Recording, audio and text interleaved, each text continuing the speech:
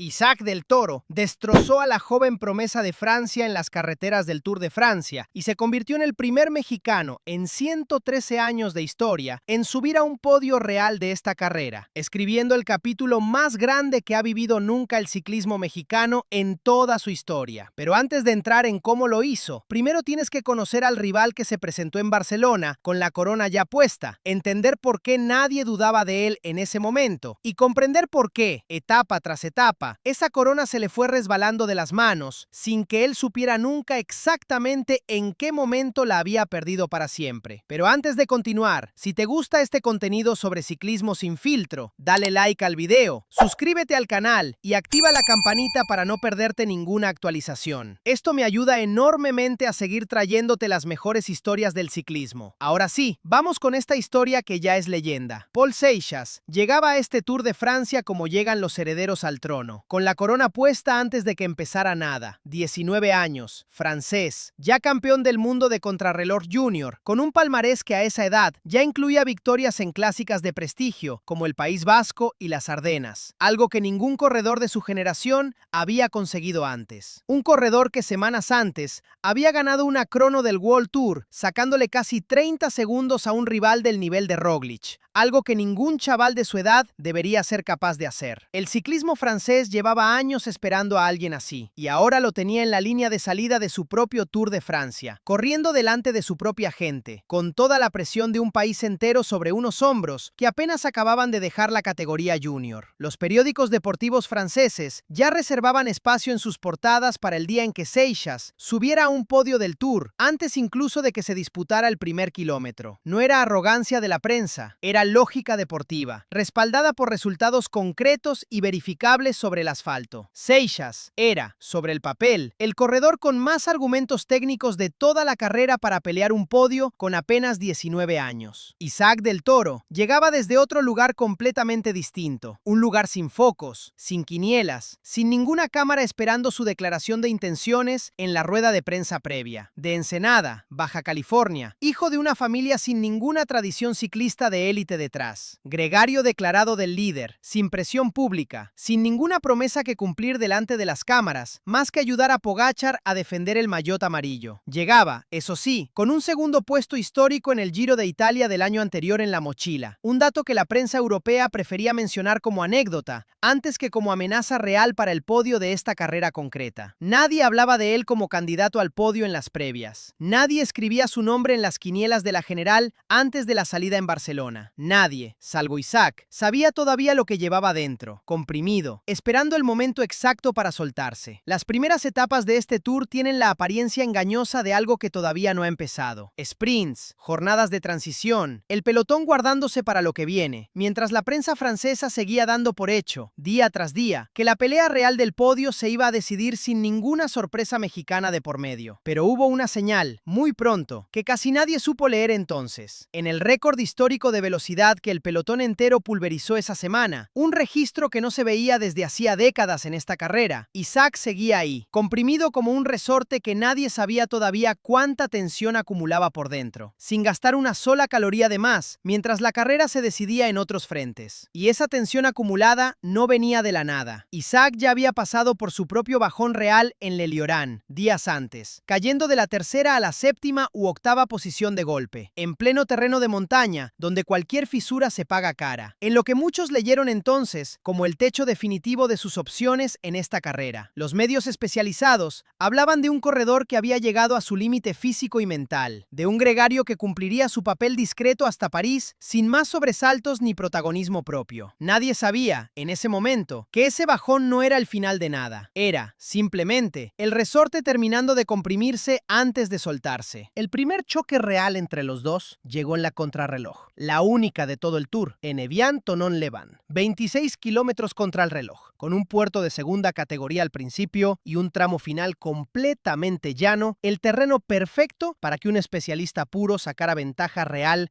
sobre cualquier rival más completo, pero menos explosivo. Y ahí fue donde el ciclismo enseñó su cara más cruel. Seixas hizo exactamente lo que se esperaba de él. Atacó el crono como un especialista de verdad, como el corredor que ya había humillado a un rival del nivel de Roglic meses antes meses en otra carrera, en la Itzulia, al País Vasco, donde ganó la contrarreloj inaugural con una autoridad que anunciaba exactamente lo que quería hacer también en el Tour. Todo se decidió en los últimos kilómetros llanos. El terreno donde un especialista puro siempre tiene alguna ventaja natural sobre un corredor más completo, pero con un perfil físico distinto, en una carrera contrarreloj que se sintió, de principio a fin, mucho más reñida de lo que su resultado final terminaría reflejando. Seixas cruzó la meta 5 segundos por delante de Isaac. 5 segundos. En 26 kilómetros de esfuerzo absoluto contra el reloj es prácticamente nada. Y en el lenguaje del ciclismo de alto nivel, eso no es una derrota, es una declaración. Porque Isaac, atacando desde el primer metro, sin conformarse con defender pasivamente, ni con simplemente intentar limitar daños, había ido a buscar el duelo directo contra el mejor especialista de crono de su generación, en su propio terreno, y solo había cedido 5 segundos. El plan de Seixas para recortarle terreno al mexicano en su disciplina favorita, la que mejor domina de todo el pelotón mundial, se había estrellado contra un muro llamado carácter. El segundo acto de esta guerra fue todavía más silencioso, y por eso mismo, más brutal. Etapa 17, un día de transición, de esos que nadie recuerda al día siguiente, de esos que ni siquiera figuran en los resúmenes de fin de año que repasan los grandes momentos de cada temporada. 5 puertos pequeños al principio, terreno para velocistas, sin ninguna montaña real que justificara ningún movimiento de la general, y sin embargo, en pleno caos de un abanico formado por el viento cruzado en llano, con el pelotón estirándose como un elástico que nadie puede controlar del todo, por mucho que lo intenten los directores deportivos desde los coches de equipo, Isaac quedó cortado de la cabeza de carrera. No fue un despiste suyo ni un fallo de su equipo. Es lo que pasa cuando cualquiera puede quedarse del lado equivocado durante unos segundos eternos. La brecha llegó a ser de 50 segundos reales. 50 segundos que, sumados a los 20 que ya tenía de renta sobre Seixas, podrían haber supuesto el primer mazazo serio de todo el Tour para el podio del mexicano, en un día donde ni siquiera había una montaña que explicara semejante desastre. Era el momento perfecto. La oportunidad más clara que Seixas iba a tener en toda la carrera para recortar terreno sin necesitar atacar en ninguna rampa. Su equipo, Decathlon, solo tenía que poner a un par de hombres a tirar con fuerza en ese corte, aprovechando el desorden generalizado del pelotón, y la distancia se habría disparado sin remedio en cuestión de kilómetros. No pasó absolutamente nada, ni un ataque, ni un intento. Silencio total, mientras Isaac se recomponía tranquilamente al otro lado de la carretera, sin que nadie de su propio equipo tuviera que sacrificarse por él en ese instante concreto, sin gastar un solo compañero en una situación que, para cualquier otro candidato al podio, habría supuesto minutos de pánico y radio a todo volumen pidiendo ayuda desesperada. Isaac se reenganchó con calma total, como si el susto nunca hubiera existido de verdad, kilómetro tras kilómetro, rueda a rueda, hasta recuperar la posición exacta que tenía antes de que el viento lo separara de la cabeza de carrera, sin que ni un solo gesto suyo delatara la más mínima preocupación de cara a las cámaras que sí lo estaban grabando. Y esa parálisis, ese segundo exacto donde Seixas y su equipo tuvieron la ventaja servida en bandeja sin coste alguno y no supieron qué hacer con ella, dice más de lo que iba a pasar después de lo que cualquier dato de la clasificación general podría decir por sí solo. La tercera batalla llegó en la primera cita con el Alpe d'Huez, con Tadej Pogačar firmando arriba, en solitario, una de las exhibiciones más recordadas de la historia moderna de este deporte, atacando desde más de 3 minutos de desventaja para devorar a toda una fuga de leyenda, formada por nombres como Carapaz y Lenny Martínez, subiendo el Alpe d'Huez en un tiempo que superó el récord histórico que tenía Marco Pantani desde 1995, una marca que llevaba 3 décadas intacta y que muchos consideraban ya imposible de superar en la era moderna del ciclismo. Pero mientras el mundo entero miraba al esloveno, embobado con su gesta, absorto en cada pedalada de una hazaña que iba a llenar portadas al día siguiente, por detrás se libraba un duelo mucho más personal, mucho más silencioso, sin cámaras enfocando cada segundo como si ocurría más arriba en la montaña. Seixas quería ser tercero de la general ese mismo día, en esa misma rampa, delante de las cámaras de medio mundo, y no encontró ninguna grieta. Kilómetro tras kilómetro, con el desnivel apretando cada vez más y las piernas empezando a pesar el doble, Isaac respondió a cada intento del francés sin ceder ni un metro de la distancia que de verdad importaba. No fue un duelo de ataques espectaculares que fuera a llenar titulares al día siguiente, de esos que se recortan en highlights de un minuto. Fue algo mucho más parecido a un pulso de resistencia pura, decidido a base de carácter y de piernas, mientras el resto del mundo miraba hacia otro lado, hacia la gesta que se estaba escribiendo más arriba en la montaña. Isaac cruzó la meta ese día exactamente donde tenía que cruzarla, con Seixas a su lado, sin haberle cedido ni un solo segundo de los 20 que separaban su podio del cuarto puesto. Y llegó el cuarto acto, el definitivo, en la segunda visita al Alpe d'Huez, la etapa más dura de todo este Tour de Francia, con la Croix de Fer, el Telegraph, el Galibier y el inédito Col de Sarenne encadenados antes de la subida final. Más de 5.400 metros de desnivel en un solo día, que dejó a decenas de corredores fuera de combate mucho antes de llegar a la meta, en lo que muchos analistas ya empezaban a llamar la jornada más exigente de todo el calendario ciclista mundial de esa temporada. Isaac llevaba toda la jornada pegado a Seixas como una sombra, con Pogačar marcando un ritmo brutal por delante para proteger su podio, eliminando corredores del grupo 1 detrás de otro, hasta dejar apenas 5 hombres en cabeza, el mismo, Isaac, Evenepoel, Seixas y Lenny Martínez. Los propios cronistas de la carrera describieron aquellos sin rodeos como una auténtica escabechina, de esas que se recuerdan durante temporadas enteras, con el UAE Team Emirates yendo prácticamente solo contra el resto del pelotón para proteger a su joven mexicano, después de haber perdido a 2 gregarios más por un virus que recorrió el equipo apenas 48 horas antes de esta misma jornada, dejando a Pogačar prácticamente solo en la tarea de marcar el ritmo durante horas de carretera hostil, sin que ni un solo corredor rival se atreviera a discutirle el mando de la carrera en ese tramo. Y entonces, a 17 kilómetros de meta, con el desnivel de la montaña ya mordiendo de verdad, con las piernas de todos pesando el doble que al inicio de la etapa, Isaac detectó una grieta real en el francés. No fue un tanteo, no fue tampoco un cambio de ritmo cualquiera de los que se prueban y se sueltan para medir fuerzas. Fue una aceleración seca, sin negociación, que no esperaba respuesta de nadie porque Seixas ya no tenía con qué responder. La distancia entre los dos, que hasta ese momento habían recorrido pegados durante toda la jornada como si estuvieran atados por la misma cuerda invisible, se abrió de golpe. Primero fueron unos metros, casi imperceptibles para cualquiera que no estuviera mirando con atención total, de esos que un espectador distraído ni siquiera nota en la pantalla. Después, segundos que ya no se recuperaron por mucho que el francés lo intentara con todo lo que le quedaba en las piernas. Seixas intentaba mantener el ritmo, pero cada pedalada de Isaac consolidaba un poco más una ventaja que ya no tenía vuelta atrás en el tramo final de la subida. Isaac cruzó la meta en solitario por delante del francés, ampliando de golpe una renta que, sumada a todo lo defendido en las jornadas anteriores, terminaría dejando la clasificación general definitiva con más de 2 minutos de diferencia real entre los dos. No solo defendió el podio ese día, lo blindó para siempre, dejando a Seixas sin ninguna oportunidad real de discutírselo antes de llegar a París. Piénsalo bien, Seixas tuvo delante, en distintos momentos de este Tour, todas las oportunidades que un rival puede pedir, en un abanico de circunstancias tan variado como pocas veces se ve en una sola carrera de 3 semanas. Una crono para especialistas,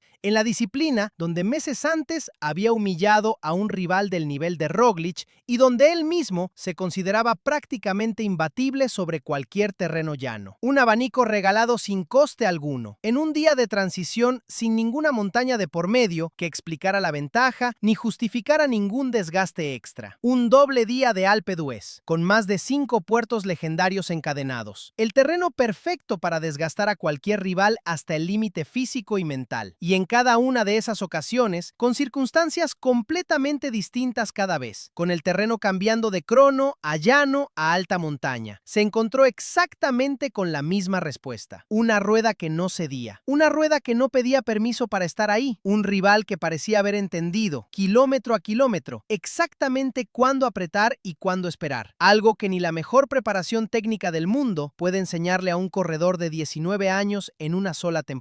El francés terminó el Tour de Francia en cuarta posición, a más de 2 minutos del podio real, en una carrera donde había llegado como el corredor con más argumentos técnicos de toda la parrilla de salida, el nombre que toda Francia daba por hecho que iba a acompañar a Pogačar en el podio de París. En cambio, quien terminó ahí fue el gregario silencioso que nadie mencionaba en las previas, el que ningún periódico había reservado espacio para celebrar antes de que empezara la carrera. Isaac del Toro cruzó la línea de meta en los Campos Elíseos con el maillot blanco de mejor joven bajo el brazo, subido a un podio que ningún mexicano había pisado jamás en 113 años de historia de esta carrera, con Tadej Pogačar celebrando a su lado un quinto Tour de Francia histórico. Raúl Alcalá, la única referencia real que tenía el ciclismo mexicano antes de esta semana, la leyenda que durante casi 40 años fue el techo obligado de cualquier conversación sobre ciclismo mexicano. Nunca pasó del 8º puesto en sus 9 participaciones en esta misma carrera, en las ediciones de 1989 y 1990, corriendo en una época donde el ciclismo latinoamericano apenas tenía voz dentro del pelotón profesional europeo. 9 intentos, repartidos a lo largo de toda una carrera profesional, sin conseguir jamás abrir esa puerta. A Isaac le ha bastado una sola participación para superar ese techo para siempre. En su primer Tour de Francia, corrido además con el papel oficial de gregario, no de líder. Y esta carrera, que nació hace más de un siglo, que ha visto pasar por su podio a leyendas como Anquetil, Merckx, Hinault e Indurain, tiene ahora un nombre nuevo escrito en su historia más reciente, el de un mexicano que llegó como gregario declarado, sin ninguna presión pública, sin que nadie le pidiera absolutamente nada más que ayudar a su líder, y se fue con el podio bajo el brazo, mientras media Europa se preguntaba en voz alta cómo había pasado esto, y la otra media ya empezaba a escribir sobre el nuevo heredero de oro del ciclismo mundial, el sucesor silencioso que nadie vio venir hasta que ya era demasiado tarde para detenerlo. ¿Cuál de estos 4 momentos fue, para vosotros, el más grande de toda esta guerra silenciosa que se libró casi sin que nadie se diera cuenta hasta que ya era demasiado tarde? La contrarreloj donde perdió por 5 segundos, pero ganó la declaración. El abanico donde Seixas se quedó paralizado. La resistencia total en la primera cita con el Alpe d'Huez o el golpe final en la etapa reina que sentenció todo para siempre. Déjamelo en los comentarios. Si todavía no le has dado like al video, hazlo ahora. Suscríbete al canal si aún no lo has hecho y activa la campanita para no perderte nada de lo que viene. Porque esta historia, la del torito que llegó sin corona y se fue con el podio bajo el brazo, todavía no ha hecho más que empezar. Y este canal va a estar ahí para contarte cada capítulo nuevo que se escriba a partir de ahora.